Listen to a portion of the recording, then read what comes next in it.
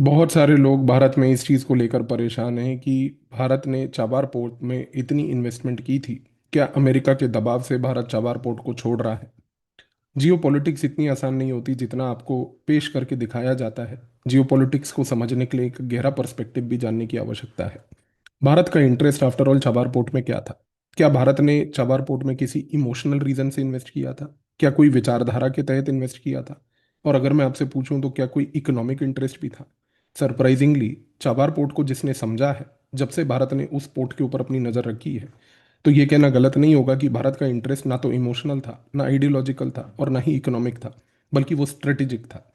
और स्ट्रेटेजिक जी अब हम बोलते हैं तो वो स्ट्रेटेजिक भी हम इसलिए कहते हैं क्योंकि भारत के पास एक स्ट्रेटेजिक कंस्ट्रेंट था जो भारत फेस करती थी, जिसको दूर करने के लिए भारत ने चबार पोर्ट में इन्वेस्टमेंट किया था।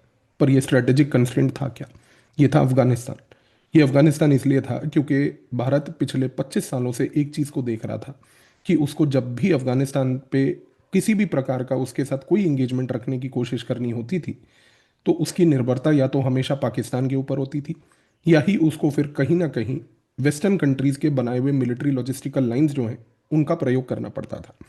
भारत के लिए अगर अफगानिस्तान में कोई एड देनी है, भारत को अगर अफगानिस्तान के साथ कोई डिप्लोमेटिक रिलेशन रखना है, भारत को अगर किसी प्रकार का अफगानिस्तान में इन्फ्लुएंस बनाना है, भारत को अगर अफगानिस्तान में जाकर किसी प्रकार का कोई इंटेलिजेंस गैदरिंग भी करना है, तो भारत के लिए कंस्ट्रेंट ये था कि हमेशा या तो वो वेस्टर्न मिलिट्री लॉजिस्टिक्स या पाकिस्तान का ही प्रयोग करेगा।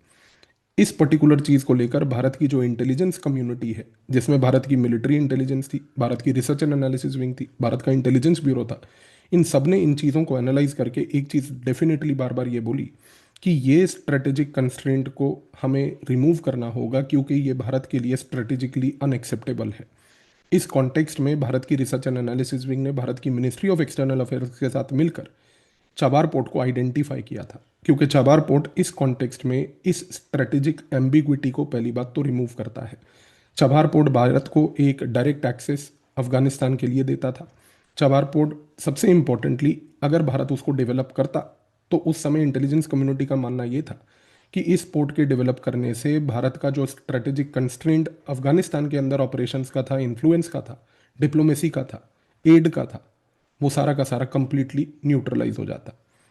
अब सबसे बड़ा सवाल यहाँ पर यह उठता है कि क्या भारत का इंटरेस्ट अफगानिस्तान में अफगानिस्तान स्टेट था? इस चीज़ को भी समझिए। भारत का इंटरेस्ट अफगानिस्तान में अफगानिस्तान का स्टेट नहीं था, बल्कि उसके लिए अफगानिस्तान एक स्ट्रेटेजिक स्पेस थी। हम ये स्ट्रेटेजिक स्पेस इसलिए ये शब्द का प्रयोग करते हैं क्योंकि प्रॉब्लम अफगानिस्तान में ये नहीं थी कि अफगानिस्तान में कौन है। अफगानिस्तान में रूलर कोई भी हो, वहाँ पर चाहे तालिबान का कंट्रोल हो, वहाँ पर चाहे कोई डेमोक्रेटिकली इलेक्टेड एक सेटअप हो जो अमेरिका ने वहाँ पर आर्टिफिशियली इम्पोज किया था। पर सवाल उठता है कि अफगानिस्तान में जो पावर है, वो पावर किसके कंट्रोल में है? भारत का ऐतिहासिक एक्सपीरियंस ये रहा है कि जब 1996 से 2001 तक अफगानिस्तान में तालिबान थी, तो वो तालिबान एक ऐसी तालिबान थी मुल्ला उमर वाली, जिसको पाकिस्तान ने कंट्रोल करके रखा हुआ था।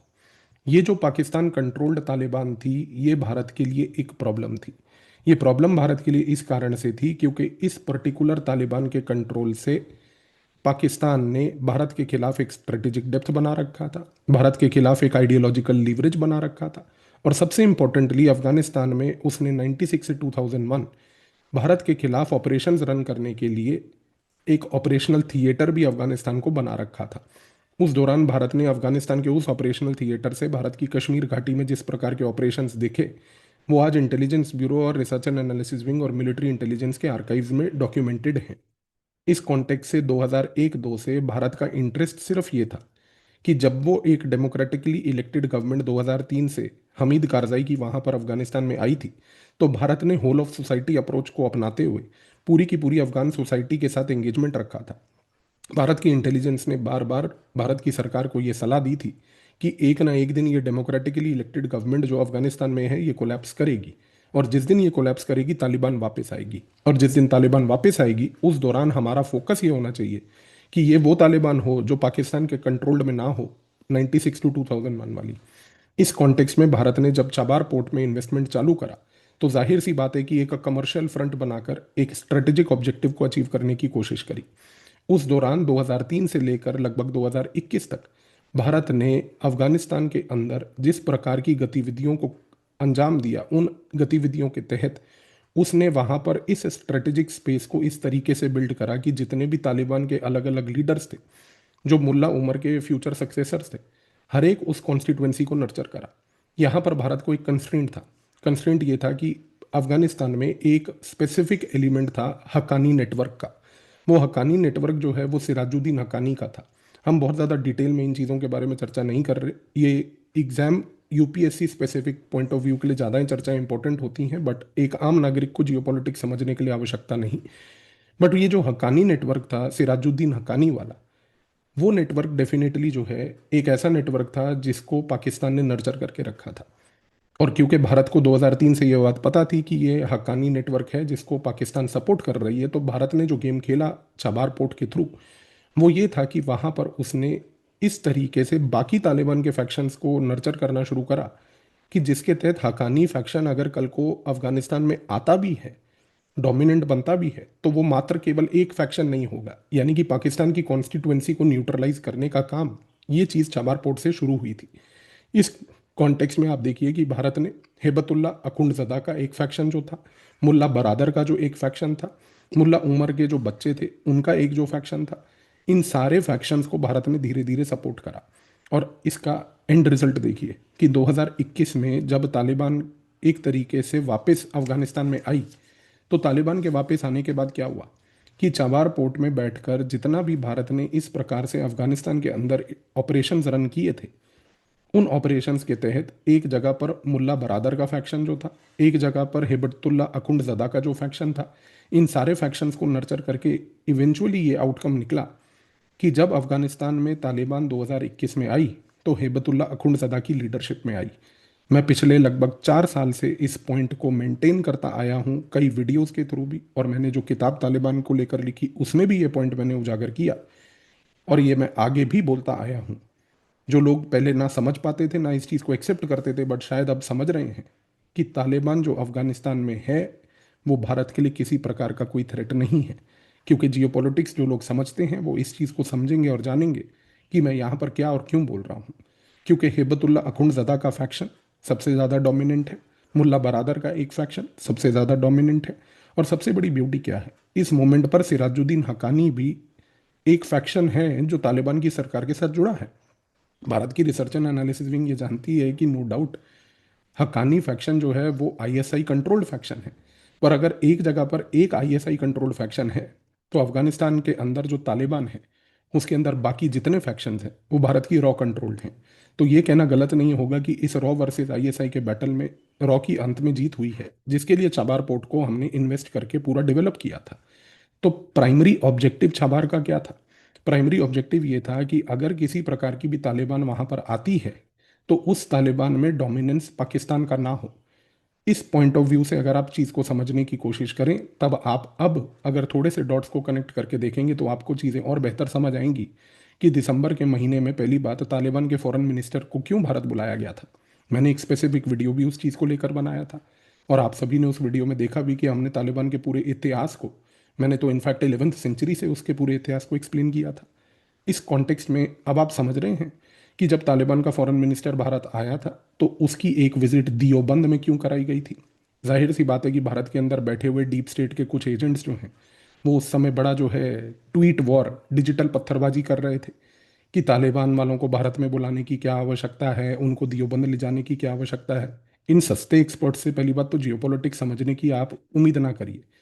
दूसरी बात, इसके पीछे का खेल जो मैंने पहले भी बताया कि तालिबान के फॉरेन मिनिस्टर को बुलाना, उसकी दियोबंद में विजिट कराना, यहाँ पर एक हकानी फैक्शन को कंप्लीटली चेकमेट करने वाली बात थी। क्योंकि हकानी फैक्शन जो तालिबान से जुड़ा हुआ है, इस चीज़ को चेकमेट इस तरीके से कर दिया गया कि जब तालिबान की लीडरशिप ने दियोबंद जाकर दियोबंद मदरसे में चर्चा करी, तो एक मैसेज हकानी फैक्शन को और आईएसआई को ये क्लियर कट चला गया कि यहाँ पर इवेंचुअली अफगानिस्तान में विक्ट्री भारत की है, और भारत के उस पर्टिकुलर दियोबंद की है जिस दियोबंद को पहली बात तो तालिबान मानता है। इस कॉन्टेक्स्ट में अब ध्यान से देखें तो एक चीज़ अब क्लियर है कि यहाँ पर जो आज की डेट में अब भारत अपनी एम्बेसी अफगानिस्तान में रीओपन कर रही है, इस कॉन्टेक्स्ट में जो अभी तक भारत इंटेलिजेंस गैदरिंग, इंटेलिजेंस और इन्फ्लुएंस ऑपरेशंस चाबार से करती थी, वो अब उसको चाबार से नहीं बल्कि काबुल से करने हैं। यहाँ पर अब जब सारी सेंटर ऑफ ग्रेविटी काबुल में पहुंच गई है, इस रीजन से आप देखिए कि भारत इस मोमेंट पर बिल्कुल काम और कॉन्फिडेंट है, क्योंकि उसको ये बात पता है कि अगर मान लीजिए डोनाल्ड ट्रंप ने भारत को ये बात बोली भी कि आप छबार से चले जाइए, हमारे को अब छबार की वो यूटिलिटी नहीं है, तो ये कहना गलत नहीं होगा कि छबार जो है वो पहले हमारे लिए एक स्ट्रेटेजिक लेवल पर इम्पोर्टेंट जरूर था, लेकिन आज वो स्ट्रेटेजिकली रिडंडेंट है। और वो स्ट्रेटेजिकली रिडंडेंट इसलिए है क्योंकि जो प्रकार की गतिविधियां हम पहले छबार में रहकर करते थे वो अब डायरेक्टली काबुल से हो रही हैं। और काबुल से होने का मतलब क्लियर है कि इस कॉन्टेक्स्ट में अगर सारी इंटेलिजेंस और इंफॉर्मेशन का फ्लो अब काबुल से आएगा, तो फिर छबार का कोई यूटिलिटी इस मोमेंट पर हमें दिखती नहीं। लेकिन सवाल उठता है वही बात, लोग तो ये कहेंगे कि भाई फिर आपने पैसा इतना छबार में क्यों इन्वेस्ट किया। अगर ये चीज़ समझने के बाद भी अगर आपके दिमाग में ये सवाल है, तो शायद दिमाग में ही कोई कमी है जिसका इलाज आपको बरेली या आगरा में करवाना चाहिए। क्योंकि छबार का इन्वेस्टमेंट जो था वो सारा क्या था, वो सारा यहाँ पर था ये स्ट्रेटेजिक गेम का। और इस स्ट्रेटेजिक गेम में जब भारत की एक लॉन्ग टर्म विक्ट्री हुई, इस लॉन्ग टर्म विक्ट्री के तहत मान लीजिए कि आज अगर तालिबान जो है वो प्रो इंडिया फैक्शन वाली तालिबान है, तो इससे बड़ा छबार का कोई अचीवमेंट हो नहीं सकता। For the time being temporarily अगर भारत को 2 से 3 साल छबार से कोई एंगेजमेंट ना भी रखना पड़े, तो भारत के लिए वो वैसे भी स्ट्रेटेजिकली रिडंडेंट है।